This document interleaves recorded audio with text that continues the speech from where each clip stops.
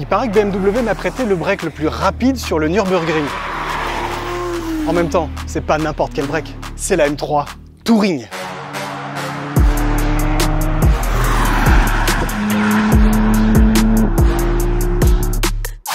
Bienvenue sur En Roue Libre, moi c'est Martin et aujourd'hui on va essayer le break le plus attendu de toute l'histoire de l'automobile.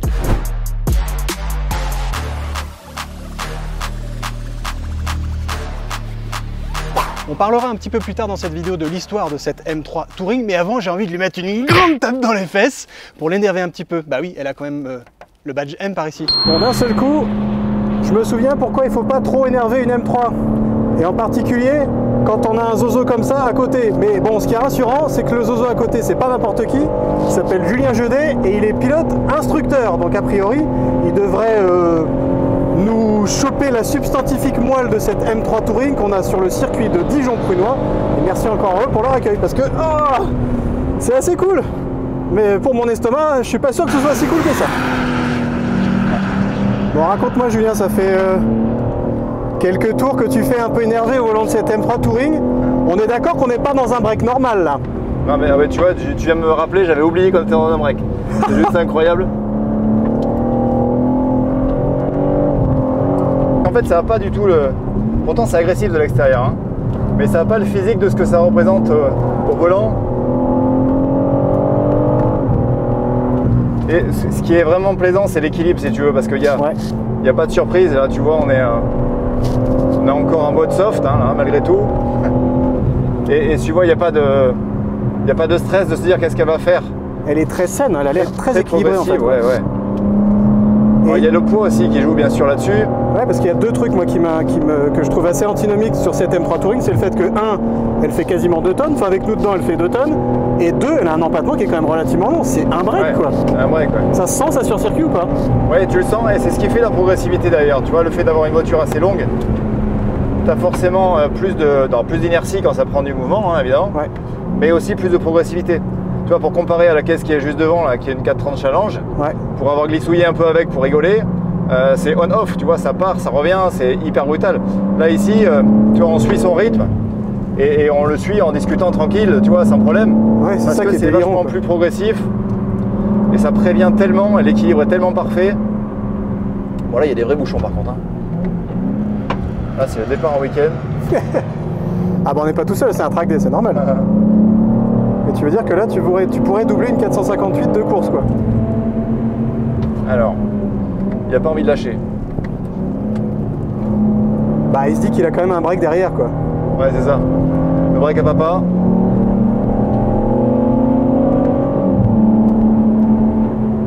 On va attendre la ligne droite. Je pense qu'on a un peu plus d'allonge. Lui, il a le moteur en position centrale arrière. Nous, on a un moteur devant.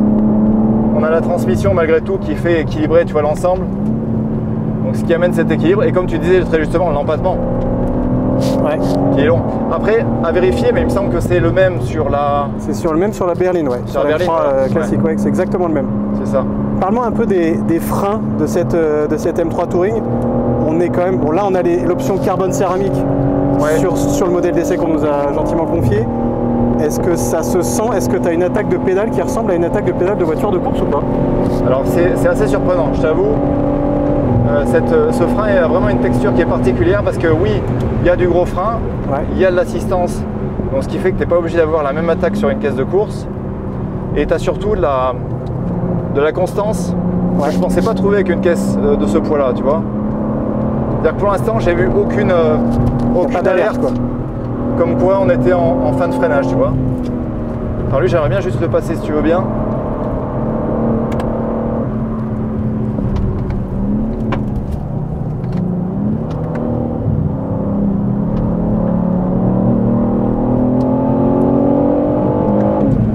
Il a décidé vraiment de ne pas me laisser passer. Et il écoute strictement le briefing de dire de ne pas faciliter les dépassements. Je te remercie. Ah, il y a l'option essuie-glace, je t'en ai parlé de ça ou pas? Et là, il n'y a plus de drapeau bleu parce que les mecs, ils sont plus là. Il se dit qu'il a une Ferrari quand même.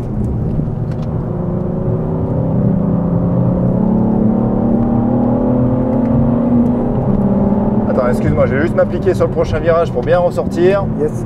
Parce que je pense qu'en ligne droite, il est prenable. faut bien s'appliquer ici, légèrement sur les freins, bien rentrer pas trop tard et prendre de la vitesse assez tôt pour sortir bien large. Et là normalement on va être pas mal.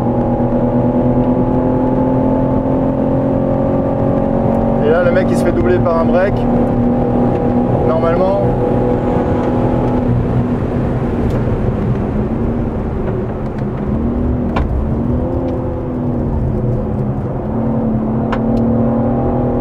on sent quand même que tu t'éclates avec. ouais. C'est une voiture plaisir, c'est ça qui est dingue. C'est incroyable. Toi cet appui là qu'on vient de sentir un instant, ça tu es obligé de faire ça avec des caisses qui sont ultra équilibrées. Ouais, ça passe un rapport au-dessus, c'est incroyable. Et puis là on va le rappeler. Des vitesses de passage en fait. Ouais. Et on va rappeler deux trucs, c'est que là on est en mode tout déconnecté et on est en 2 roues motrices. C'est ça.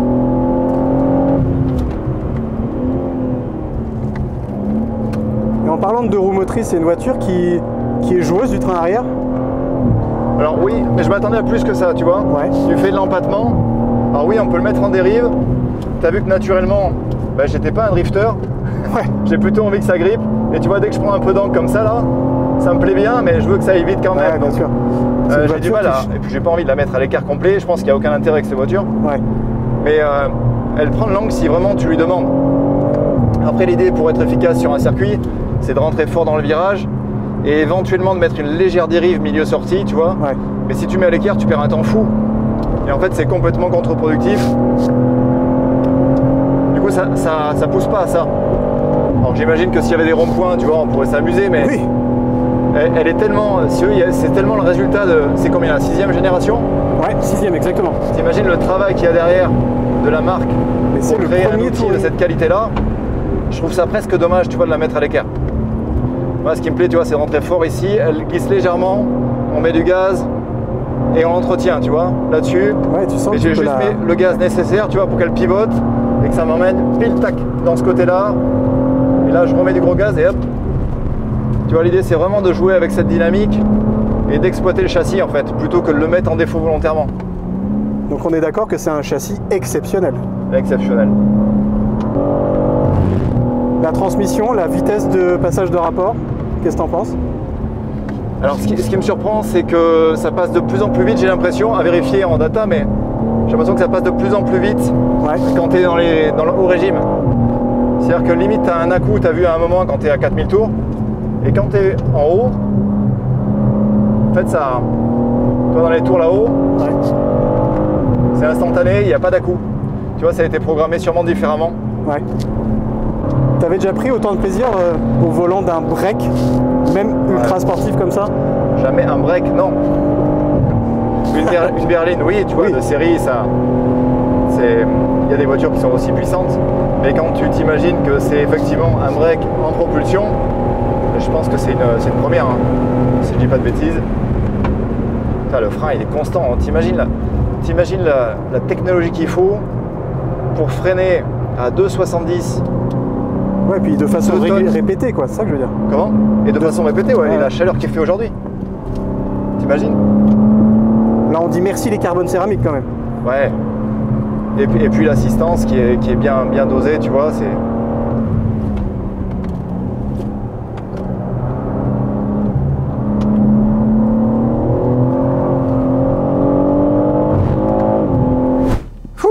Mais Julien, la vraie question moi, que j'ai envie de te poser, c'est est-ce que n'importe quel, j'ai envie de dire gogol, parce que je me mets là-dedans, n'importe quel non-pilote peut s'en sortir sur circuit avec ce M3 Touring?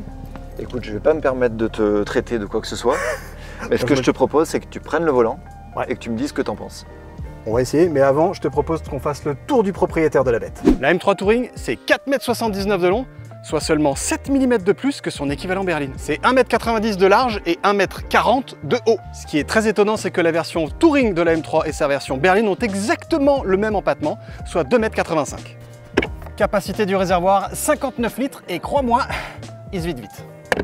Côté poids, la M3 Touring émarge à 1865 kg à vide, 1940 kg avec tous les liquides et un peu de pilote là-dedans. C'est quand même 85 kg de plus que son équivalent berline, mais pour des performances exactement similaires. Concrètement, il ne faut à cette version Touring que 3,6 secondes pour passer de 0 à 100 et 12,5 secondes pour enquiller le 0 à 200 avec une vitesse de pointe plafonnée à 250 km/h que tu peux évidemment débrayer avec le pack performance machin bidule à un petit peu plus, mais 250 c'est déjà pas mal, non? Sans grande surprise, sous le capot de ce M3 Touring, on retrouve le 6 cylindres 3 litres biturbo qui équipe la M4, la M3 berline et qui sert de base à la M4 GT3 de course. Et cette belle bête nous offre 510 chevaux à 6250 tours minute pour un couple maximal de 650 Nm des 2750 tours minute. Avec 7 minutes 35 secondes et 60 dixièmes, la M3 Touring est devenue le break le plus rapide sur le Nürburgring.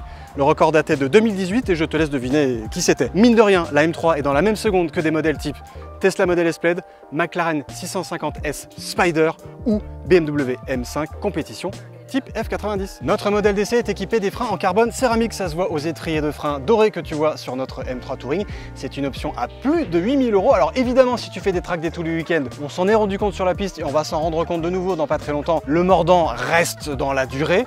Par contre, si c'est pas trop ton cas, les freins normaux, ils seront amplement suffisants. Je me doute que tu t'en souviens, mais je vais quand même te le rappeler, la M3 Touring déboule obligatoirement avec la transmission intégrale MX Drive. Et heureusement, ça aussi je vais te le rappeler, on peut la débrayer et en faire une full propulsion. Je t'avais promis un brin d'histoire sur cette M3 Touring. Bah c'est maintenant que ça se passe, dis donc. T'imagines qu'il a fallu attendre la 6e génération de ces M3, la fameuse G81, pour enfin disposer de cette déclinaison Touring.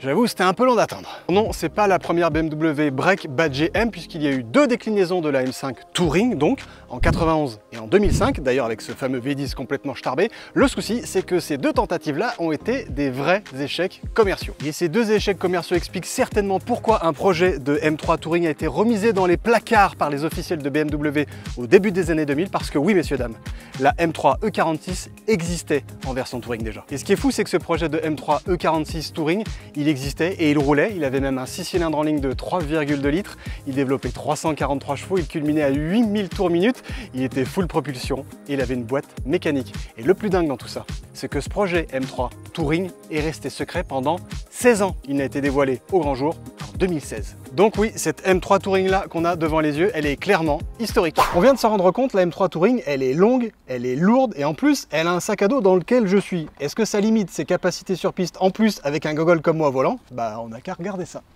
Oui. Clairement, ce sac à dos, on le sent pas du tout parce que cette M3 Touring, elle est redoutable sur piste, c'est du délire. La progressivité du freinage, bah ça Julien vous en a beaucoup mieux parlé que moi parce qu'il est beaucoup plus vénère que moi sur piste. Mais même un andouille comme moi, là on est encore une fois en 2 roues motrices, donc la version la plus entre guillemets hardcore de cette M3 et franchement, j'ai pas la sensation de me faire surprendre par la voiture. J'ai même presque la sensation très agréable de pouvoir la voir dans les mains et dans les pieds et de la dompter entre guillemets. C'est ça qui est assez génial avec cette voiture, c'est qu'on peut être un petit peu entre guillemets incisif pour un niveau de gogol comme le mien et vraiment se faire plaisir sur piste. Les 510 chevaux, ils sont vraiment là, on les sent bien présents. L'équilibre général de la voiture est tellement rassurant qu'on en vient à pousser ses propres limites sans trop se faire peur. Les appuis de la voiture sont hyper sains.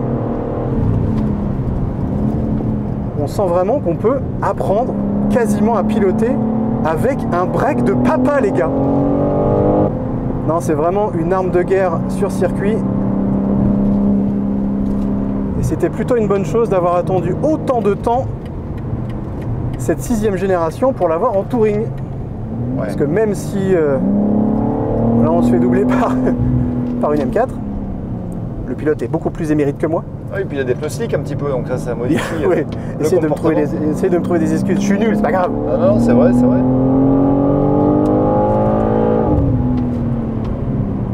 Mais l'équilibre dans le freinage et la précision qu'on peut amener au frein, dans justement ce fameux lâcher d'orteil, comme tu aimes à le dire, Julien, ouais. Il est vraiment là. Et sur une berline break de ce type, c'est incroyable. Parce qu'on peut vraiment être... juste avec cette voiture. On peut vraiment l'emmener. Il il n'y a pas de surprise, quoi. C'est ça que je trouve redoutable avec une voiture de 2 tonnes, avec un empattement aussi grand. C'est redoutable d'efficacité, encore une fois. Je ne pensais pas, très objectivement, prendre autant de plaisir avec un break aussi énervé que cette M3 Touring sur un circuit aussi sinueux, aussi facilement. Je pensais qu'il faudrait batailler beaucoup plus avec la voiture, être beaucoup plus précis sur ses inscriptions, être irréprochable sur son pilotage. Là, on a beau avoir toutes les aides déconnectées, et encore une fois, je ne suis pas un pilote. Et même si, évidemment, je bénéficie des précieux conseils de Julien qui est à côté de moi toujours, cette voiture-là, elle est géniale. Ça fait tellement du bien de prendre le volant d'une voiture qui n'a pas oublié qu'on peut associer sportivité et praticité. Enfin, sportivité, on vient de s'en rendre compte. Praticité, il va falloir qu'on aille vérifier. Allez, c'est parti. Est-ce que cette M3 Touring, elle fait le job d'un point de vue, on va dire, douceur de vivre et praticité? Alors, j'ai envie de te dire, d'abord oui quand tu es en ville, parce que certes, c'est un break, elle est relativement longue, elle a un bel empattement, mais elle se fait pas trop encombrante. On la sent bien, on la mène bon train sans souci, on l'a bien dans les mains, on voit bien où sont les roues. Et ce qui participe aussi beaucoup au fait qu'on mène cette M3 Touring facilement en ville en particulier, puisque c'est là où on est en ce moment, c'est le fait qu'on a une visibilité vraiment hyper bonne, on voit hyper bien. Bon, et sur voie rapide, à des allures normales, qu'est-ce que ça donne cette M3 Touring? Alors quand tu la mets en réglage, on va dire un peu plus confort, surtout dans le châssis, bah tu as une voiture qui est ferme, oui, mais vraiment agréable. En plus, encore une fois, on a les sièges un peu bien baqués, bien tapés. Ça participe pas forcément à un grand confort, même si moi, personnellement, je m'y retrouve vraiment bien. J'ai trouvé le bon réglage, je suis hyper bien intégré dedans. Ils sont raides, oui, mais ils sont pas inconfortables. Évidemment, si tu cherches un degré de confort un peu plus grand, ne prends pas ces baquets-là, parce qu'objectivement, je suis pas persuadé qu'ils t'apportent beaucoup de choses en termes de confort. Mais globalement, pour l'avoir mené sur autoroute pendant un bon 500-600 km, cette M3 Touring, elle est hyper agréable parce qu'une fois que tu l'as calé au régulateur à 130, le régime moteur est assez bas, tu l'entends très peu, le 6 cylindres il se fait très doux, très calme, très silencieux, et la voiture file et on enquille les kilomètres tranquillement les uns après les autres, il n'y a aucun souci à ce niveau-là. La M3 Touring, c'est une voyageuse. Alors évidemment, c'est une voyageuse, mais il faudra que tu t'arrêtes assez souvent pour mettre de l'essence dedans. Bah oui, c'est un peu le revers de la médaille d'avoir 510 chevaux avec ce 6 cylindres si énervé sous le capot. Bah oui, elle consomme quand même pas mal. Être en dessous des 10 litres au 100, c'est une mission pour des éco-conducteurs que je ne suis pas. Et moi, objectivement, là, je suis, tu vois, à 17,9 litres au 100 sur un trajet de un peu plus de 870 km. Donc, faut pas s'exciter de trop. Évidemment, dans ces 870 km, il y a beaucoup de circuits, ce qu'on a fait avec Julien et ce que j'ai fait moi. Donc, ça a dû relever un peu la moyenne. Donc, je pense que si tu t'excites pas trop, tu peux taper sur une moyenne entre 12 et 15 litres au 100. Je pense qu'on peut faire mieux, sûrement, mais avec une conduite un peu normale et en tapant un peu dedans de temps en temps, en sortie de péage, dans les limites raisonnables.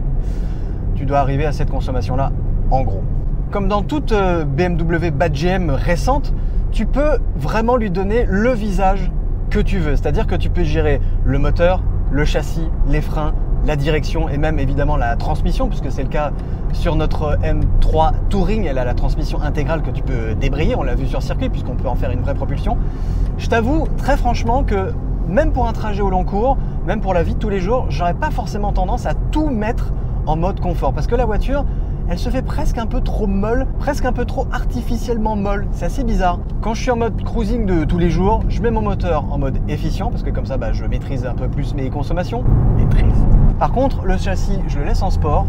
La direction, je la laisse en sport. Et l'attaque de frein aussi, je la laisse en sport, parce que tu as quand même cette précision du travail et ce mordant du frein que moi j'aime beaucoup sur la M3 Touring et que j'aime bien avoir sur n'importe quelle voiture, parce que tu sens que tu fais corps avec la voiture et que même dans la vie de tous les jours, si tu as besoin et si t'arrive quelque chose, la voiture répondra toujours schlang, hyper sharp. Et ça, c'est quand même un gros avantage de cette M3 Touring. Même en mode cruising, elle reste incisive et moi j'aime bien la garder incisive. Ah oui, j'ai oublié de te le dire, mais évidemment tu le sais, ça c'est spécifique au modèle M.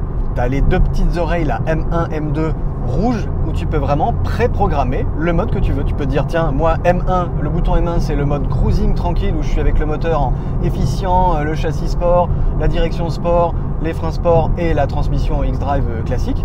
Et le mode M2, là c'était le mode track où on était tout débrayé, en 2 roues motrices et yallah, tu vois, donc en une petite pression, tu changes littéralement le visage de ta M3 et ça, c'est hyper pratique. Et évidemment, l'ultime aspect très pratique de cette BMW M3 Touring, c'est le fait que ce soit un break et que donc elle ait un coffre.